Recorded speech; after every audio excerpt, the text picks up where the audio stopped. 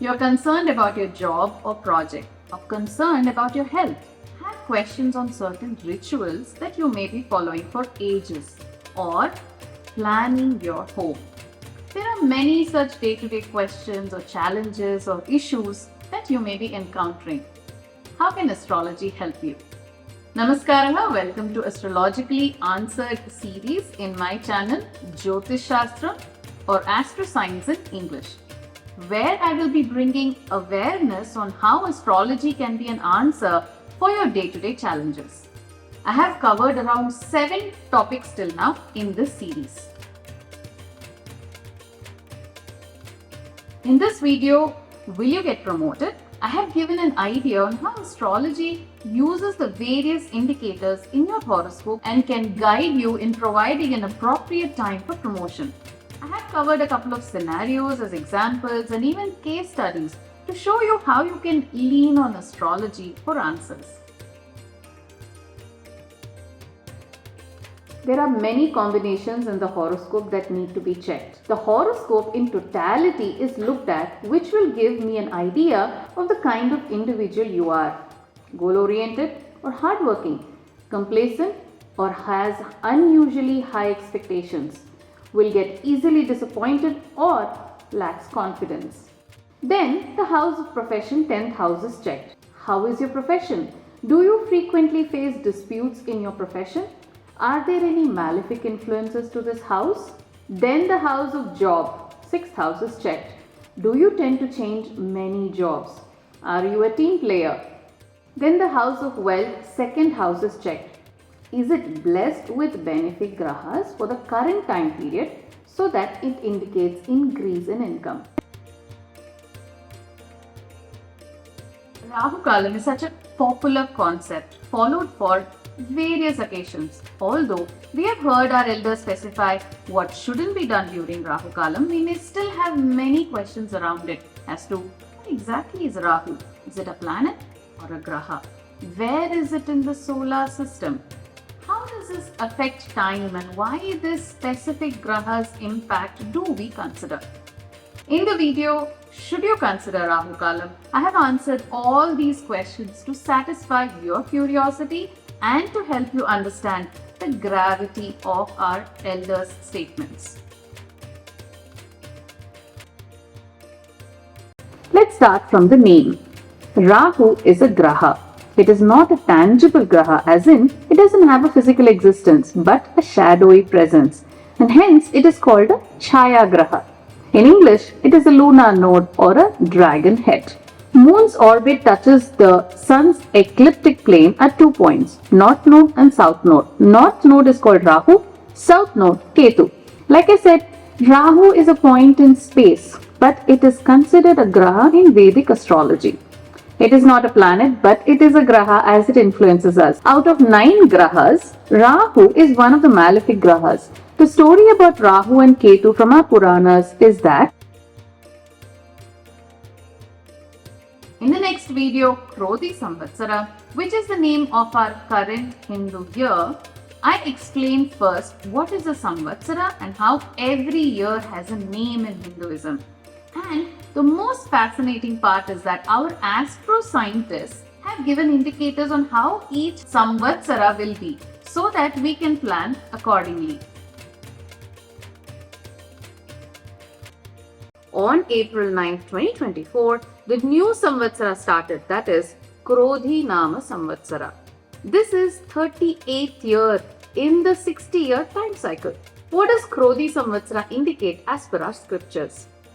Our sages, with their incredible insight, have provided the characteristics of the Samvatsara in a shloka. As per JyotishShastram, Krodhi Samvatsara indicates Krodhyabde Tvakhila Lokaha Krodha Lobha Parayanaha Iti Doshena Satatam Madhya Sasyarga Vrishtayaha. It translates to: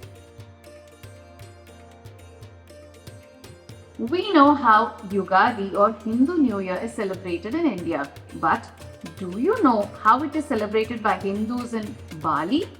It is very interesting to see their customs and rituals, which I have noted in this video: Ugadi in India and Nepi in Bali.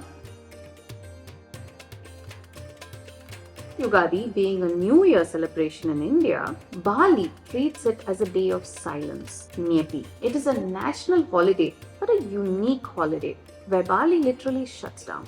That is, even the transport comes to a standstill. Airport is shut and people don't commute outside. Even tourists are advised to stay indoors. It is considered to be the day of reflection, fasting and meditation. This is a 24-hour ritual that they follow. Many people believe either in Vaasthu Shastra or in horoscope analysis, or sometimes in both. What do you think is ideal?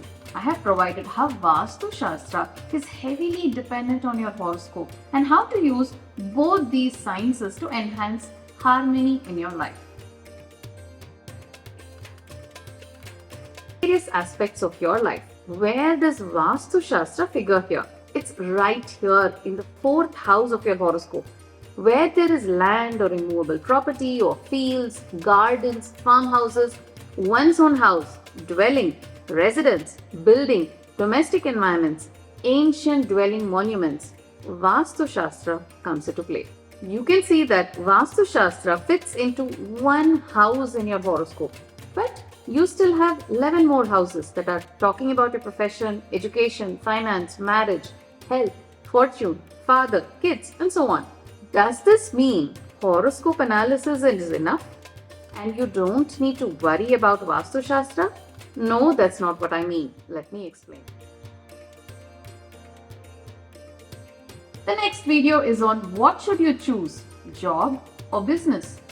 During your career, you may come to the crossroads where the following question arises. Should you continue in the current job or should you start something on your own? Are you cut out to actually take this risk? Astrology can definitely answer this for you. With a few case studies, I explain how astrology can provide clarity to take this decision.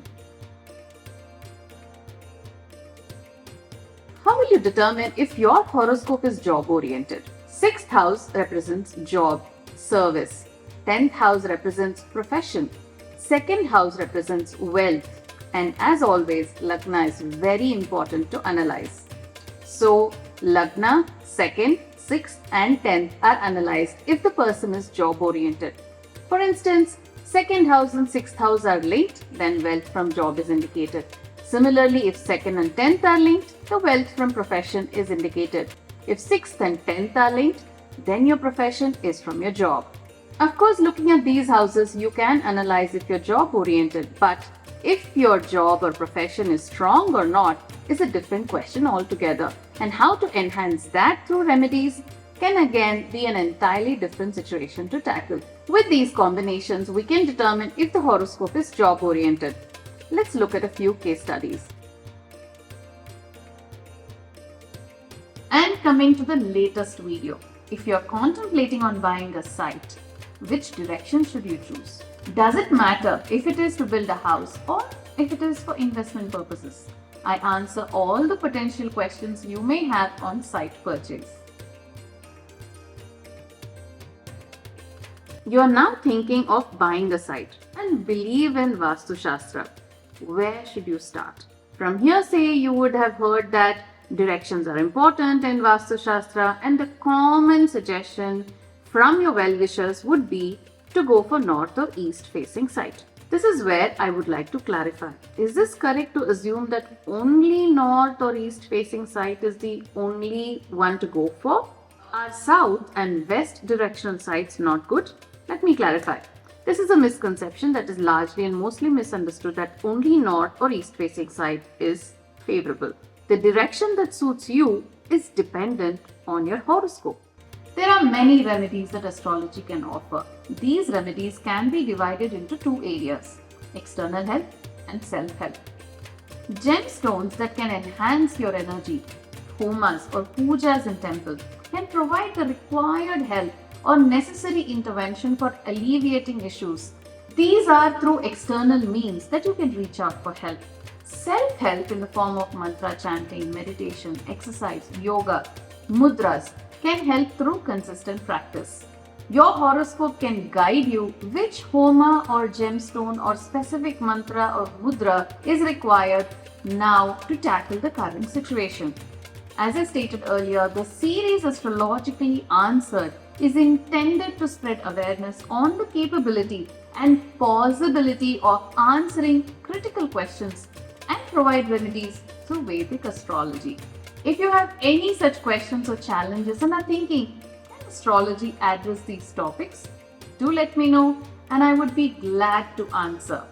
Astrology or JyotishShastram is not just a traditional or ancient science that is used only for marriage or health, but it is a powerful science that can provide the insights that are applicable even for our modern day-to-day life.